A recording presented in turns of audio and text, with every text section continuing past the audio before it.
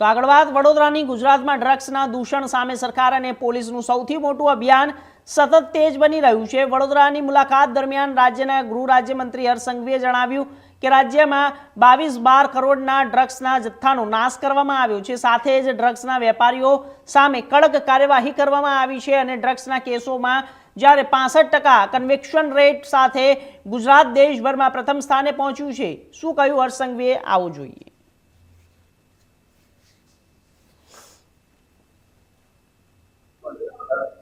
મને આવતા અડધો કલાક એટલે જ મોડું થયું, કારણ કે હું 2212 કરોડ રૂપિયાનું ડ્રગ્સ સળગાવવા માટે ગયો હતો।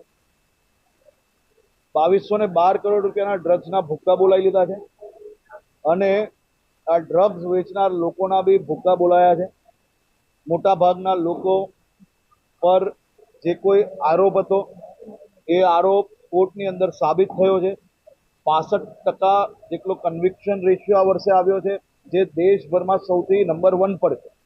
બોલો।